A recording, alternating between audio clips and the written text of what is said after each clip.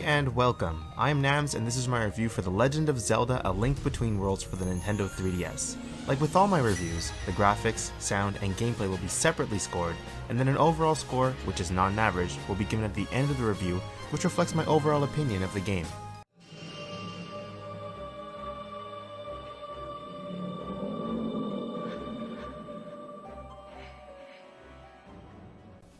When The Legend of Zelda A Link Between Worlds was first announced, Nintendo showed off a few screenshots of the game. Upon seeing them, many people cried foul, saying that the game did not look very good and did not take advantage of the hardware at all. Then the game came out, and it's clear how short-sighted many of those people were. A Link Between Worlds isn't necessarily a graphical powerhouse, but it's a fine-looking game that runs very, very well, and uses the 3D capabilities of the 3DS to great effect. The game runs at a very solid 60 frames per second, having only one instance of slowdown during my 25-hour playthrough. While the art style is simple, it's sharp and endearing compared to other 3DS games. Link and other characters, as well as the environment, do not become pixelated at all when the game zooms in on them, unlike Pokemon X and Y. Animations are great. Link seems very much alive as he's traversing the environments and engaging enemies in combat. One thing I particularly loved about the visuals of the game is how they use the 3D effect. Link is hurled up at the screen when he hits a jump pad or an enemy, and the 3D effect really pops here. If I were to nitpick some downsides, I guess they would be that the environments, while serviceable, are quite plain looking. Also, I much prefer the character art style of other Zelda games than this one, but with that said, A Link Between Worlds is a very pretty game. The graphics get an 8.5 on 10.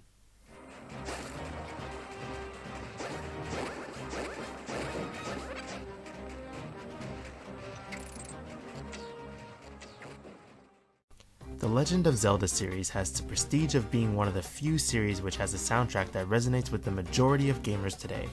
Chances are that you are already able to hum the main overworld theme, as it's been ingrained into your gamer DNA for several years now.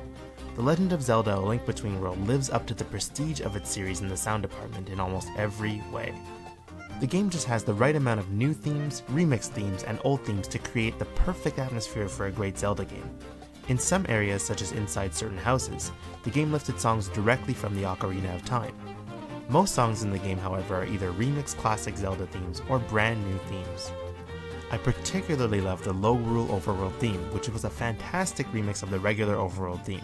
The music is definitely the strongest single aspect of the game. Like with other Zelda games, there is no traditional voice acting in A Link Between Worlds, but at no point did I feel like it ever had a negative impact on the sound aspect of the game. Sound effects like the swishing of swords, the exploding of bombs, and the striking of enemies were all done very well.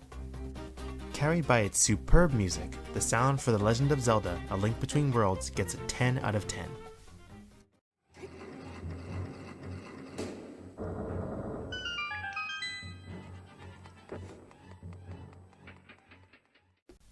Since The Legend of Zelda The Ocarina of Time, the majority of Zelda games have embraced 3D graphics instead of its traditional 2D top-down view. While there is indeed always something special about 3D Zelda games, primarily fueled by our Ocarina of Time nostalgia of course, playing through the first 20 minutes of A Link Between Worlds made me realize how much I missed the controls and feel of a traditional top-down Zelda game. Very few games have the immediacy that the controls of the Zelda games have. Link's sword comes out as fast as you can press it, which is a fantastic feeling in combat as you are never fighting the game, just the enemies.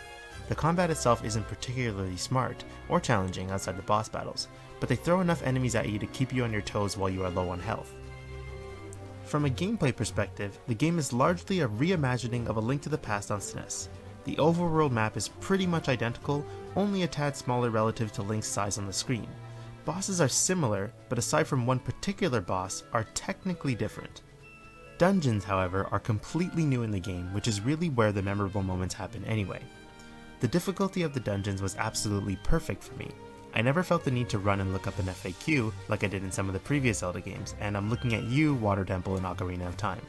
But it was challenging enough to stump me on occasion, long enough to be satisfying for when I did figure it out, but not long enough to cause me frustration or for me to lose interest. The primary new feature in the game is the ability to turn Link into a 2D painting. This is very smartly used throughout the game as a way of traversing the environment, and in some cases as a way of battling certain enemies. This feature definitely made the puzzle solving in the dungeons much more interesting, and is a very welcome feature in the series, even if it's going to be exclusive for this game. Another new mechanic I enjoyed was the renting system and how open-ended it makes the game. You see, normally you obtain weapons or items in Zelda games by finishing dungeons and defeating the bosses, and you'd often use those weapons or items in order to get to the next dungeon. A Link Between Worlds turns that formula on its head by allowing you to spend save rupees or renting whatever weapon you want, effectively allowing you to go to wherever area or dungeon you want in whatever order you feel like. The catch is that if you die, you lose all those weapons and have to rent them again. However, there is an option for buying them outright, which is the only way you are able to power up those items. The story is, well, there. It's fairly predictable, forgettable, and not worth writing home about like most games in the series.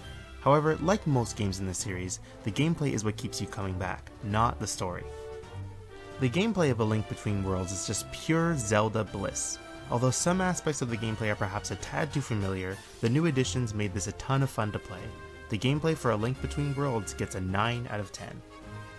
A Link Between Worlds is one of the best 3DS games I've played, and one of the best Zelda games I've played in years. It has pretty visuals, buttery smooth gameplay, an excellent soundtrack, and has the perfect balance of old elements and new elements for a game in the Zelda series. Nintendo fans, Zelda fans, or fans of great games in general cannot go wrong with this title. Overall, The Legend of Zelda: A Link Between Worlds gets a 9 out of 10.